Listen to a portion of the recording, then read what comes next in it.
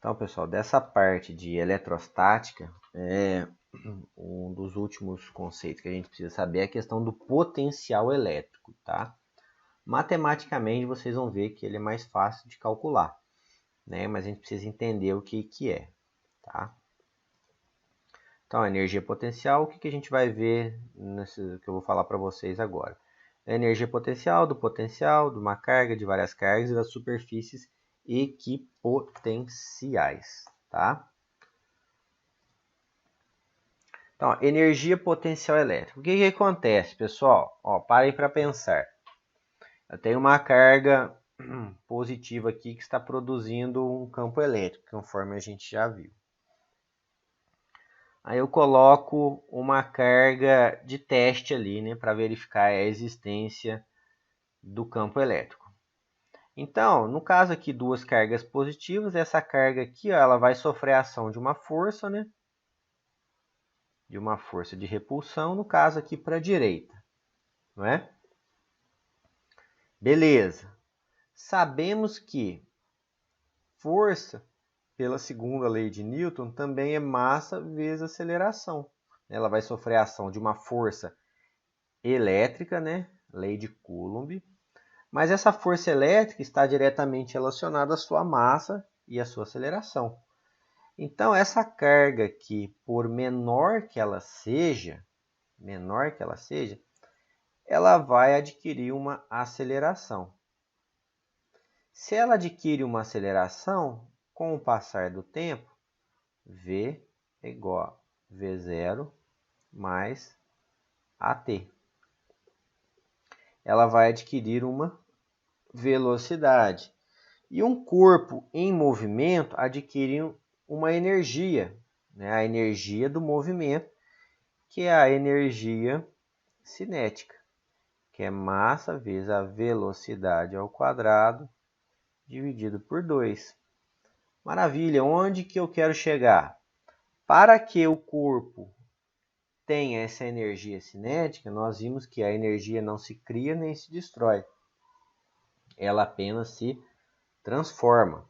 Então, quer dizer que nesse ponto aqui, ó, nós tínhamos uma energia potencial elétrica que é calculada por KQQ dividido pela distância. Certo? A carga de prova colocada aqui adquire uma energia potencial elétrica, né? Que, à medida que ela vai se movimentando, vai se afastando da carga geradora, ela vai adquirindo energia cinética e diminuindo a energia potencial elétrica.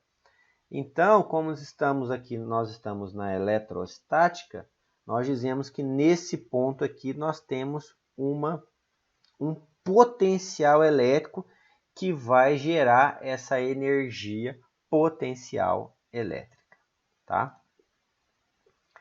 Então, esse potencial elétrico, ele acontece, né, a certa distância da carga que está produzindo. Então, o potencial elétrico é a quantidade de energia que uma carga adquire em função do valor da carga que eu colocar lá. Então, se nós fôssemos analisar pura e friamente, o potencial elétrico, a sua unidade é o Joule por Coulomb, não é? Nós vamos ver que potencial elétrico, Joule por Coulomb, vocês nunca vão ver isso.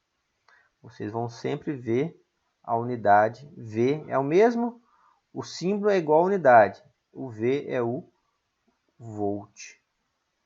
Qual que é o potencial elétrico a tal distância da carga geradora? Tantos volts, né? O bom de se estudar o potencial elétrico é que ele é uma grandeza escalar.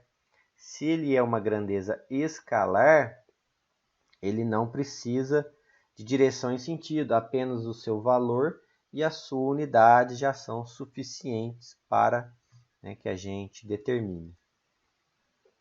Olha só, 1 volt, 1 joule por 1 coulomb, é o que eu falei para vocês.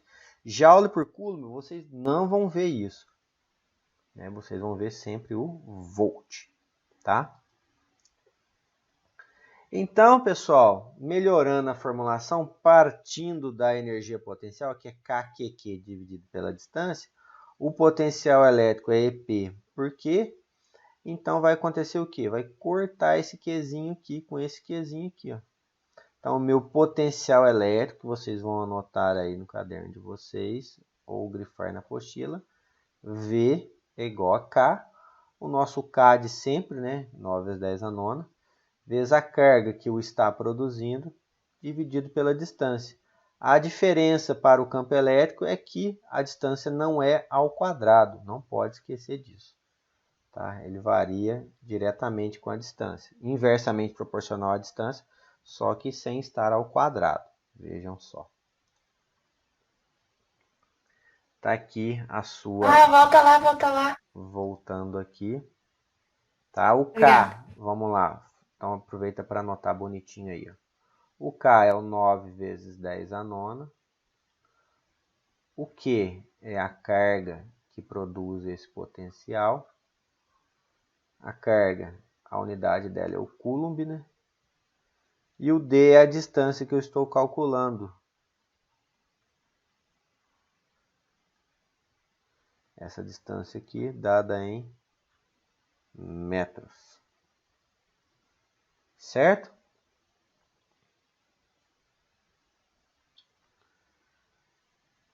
Posso continuar?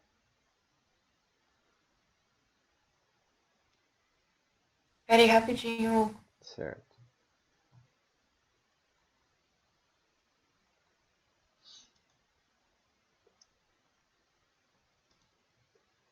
Façam um mapinha mental aí bonitinho de vocês, tá?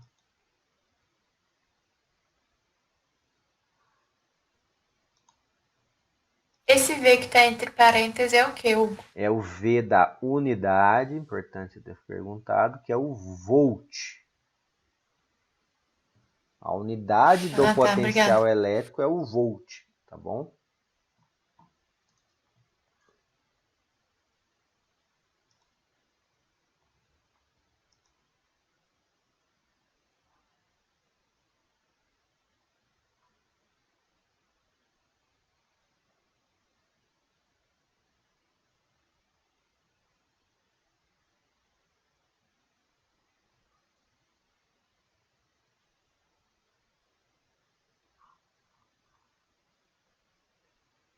Beleza? Ou, por mim, pode passar já. Então vamos embora. Aqui graficamente, né, variando com a distância, uma carga positiva e uma carga negativa. A diferença é que na carga positiva o potencial vai ser positivo e vai decaindo com a distância, né, na hipérbole equilátera. E se a carga for negativa, né, ele vai, vamos dizer, ele vai aumentando, né, ele vai ficando menos negativo de acordo com, né, à medida que a distância vai aumentando. Então aqui estão os gráficos para vocês. Então aqui um breve exemplo. O que acontece, pessoal? Se eu for para calcular de uma única carga, tranquilo. Aplica a formulação e tem a distância. Se eu tenho mais de uma carga, é só calcular cada um individualmente e depois somar. A grande vantagem entre aspas, né, o grande detalhe é que quando trabalhamos com potencial elétrico, não precisamos preocupar com direção e sentido. Está apontando para a esquerda, para a direita, para cima e para baixo. Isso, em termos de análise, fica mais fácil. É só calcular e somar, respeitando se a carga é positiva ou negativa. Então, aqui ó, nós temos um ponto X, né, carga Q1, Q2 e Q3, com seus respectivos valores aqui em cima, né, e distâncias do ponto da carga até o ponto, né? Que é o potencial elétrico total aqui no ponto X. Então, basta somarmos cada um deles. Vejam só, o V1, KQ1D1, o V2, KQ2D2, o V3, KQ3D3. 9 vezes 10 a nona, deixa eu pegar a caneta aqui. 9 vezes 10 a nona é o K. A carga Q1, 2 micro, 2 vezes 10 é menos 6. dividido pela distância, 1 milímetro, 1 vezes 10 a menos 3 metros. Carga Q2, 9 vezes 10 a 9 K. A carga, menos 1 microcoulomb, ó, tá vendo? Negativo, tem que respeitar o sinal de negativo. E a distância 0,2 milímetros, então 2 vezes 10 a menos 4 metros. Carga Q3, 3 microcoulombs, 9 vezes 10 a 9, 3 vezes 10 a menos 6. E a distância 0,3 milímetros, 3 vezes 10 a menos 4 metros. Aí foi só realizar a operação aqui e somar tudo. Mantendo o sinal de negativo da carga Q2, né, que vai gerar um potencial negativo. Somo tudo, eu tenho o potencial no ponto X. Tá? Não tem muito segredo. Aqui, pessoal, superfícies equipotenciais. O que é alguma coisa equipotencial? É algo que tem o mesmo potencial.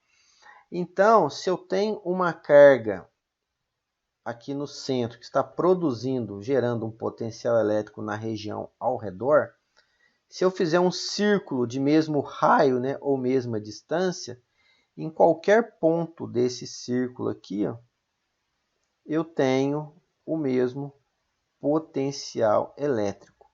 Isso ficou claro para todo mundo? Porque a distância da carga é sempre a mesma. Percebem isso?